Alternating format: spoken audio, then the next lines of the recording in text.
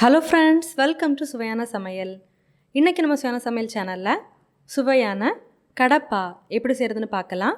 வாங்க வீடியோக்குள்ளே போகலாம். சுவையான சமையல் சேனலை நீங்கள் இன்னும் சப்ஸ்கிரைப் பண்ணலைன்னா சப்ஸ்கிரைப் பட்டனை கிளிக் பண்ணி சப்ஸ்கிரைப் பண்ணிக்கோங்க. கூடவே பக்கத்தில் வர பெல் ஐக்கானை கிளிக் பண்ணி ஆல் செலக்ட் பண்ணிக்கோங்க. இந்த சேனலில் வர வீடியோஸை மிஸ் பண்ணாமல் பாருங்கள். கடப்பா செய்கிறதுக்காக ஒரு 1/4 கப் அளவுக்கு பாசிப்பருப்பு எடுத்து 15 நிமிஷம் தண்ணியில் ஊற வச்சு நல்லா க்ளீன் பண்ணி எடுத்திருக்கேன். இது ஒரு குக்கரில் சேர்க்கலாம். கூடவே மீடியம் சைஸில் ஒரு உருளைக்கிழங்கு கட் பண்ணி சேர்த்துக்கோங்க.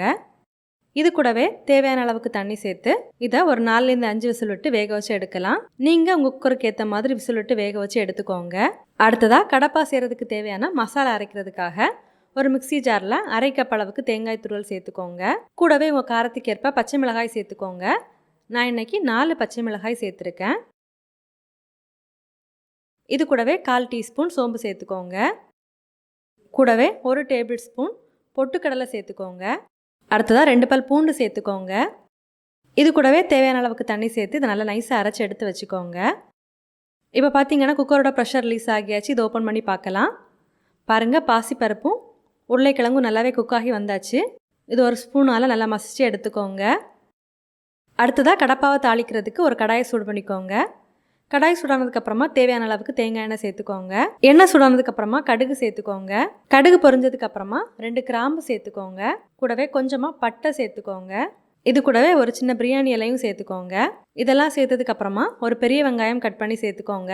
கூடவே உங்கள் காரத்துக்கு ஏற்ப பச்சை மிளகாவை லைட்டாக கீறி விட்டு சேர்த்துக்கோங்க. நான் இன்றைக்கி ஒரு பச்சை மிளகாய் சேர்த்துருக்கேன். கூடவே ஒரு கொத்து கருவேப்பிலையும் சேர்த்துக்கோங்க. இதெல்லாம் சேர்த்ததுக்கப்புறமா வெங்காயத்தை நல்லா வதக்கி எடுத்துக்கோங்க.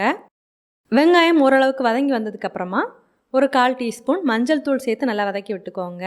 நல்லா வதக்கி விட்டதுக்கப்புறமா நம்ம வேக வச்சு நல்லா மசிச்சு எடுத்துருக்கிற பாசிப்பருப்பையும் உருளைக்கிழங்கையும் இதில் சேர்த்துக்கோங்க.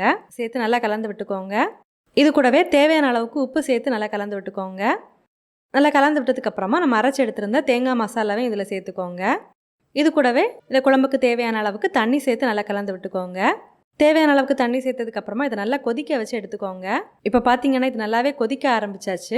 நல்லா கொதிக்க வச்சு எடுத்ததுக்கப்புறமா கடைசியாக கொஞ்சமாக கொத்தமல்லி தழை சேர்த்து ஸ்டவ் ஆஃப் பண்ணலாம். அவ்வளோதான், நம்மளோட சுவையான கடப்பா ரெடி ஆகிடுச்சு. இட்லி கூடலாம் சேர்த்து சாப்பிட்றதுக்கு ரொம்பவே சுவையாக இருக்கும். நீங்களும் இந்த மாதிரி செஞ்சு பாருங்கள். செஞ்சு பார்த்ததுக்கப்புறமா உங்கள் கமெண்ட்ஸை மறக்காமல் எங்களோட ஷேர் பண்ணுங்கள். இந்த வீடியோ உங்களுக்கு யூஸ்ஃபுல்லாக இருந்தது அப்படின்னா வீடியோவை லைக் பண்ணி உங்கள் நண்பர்களோட பகிர்ந்து கொள்ளுங்கள். நீங்கள் இன்னும் நம்ம சுவையான சமையல் சேனலை சப்ஸ்கிரைப் பண்ணலைன்னா மறக்காமல் சேனலை சப்ஸ்கிரைப் பண்ணிக்கோங்க. இந்த மாதிரி சுவையான ஒரு ரெசிபியோட நான் உங்களை சந்திக்கிறேன். அது வரைக்கும் சுவையாக சமைங்க, சுவையாக சாப்பிடுங்க. நன்றி.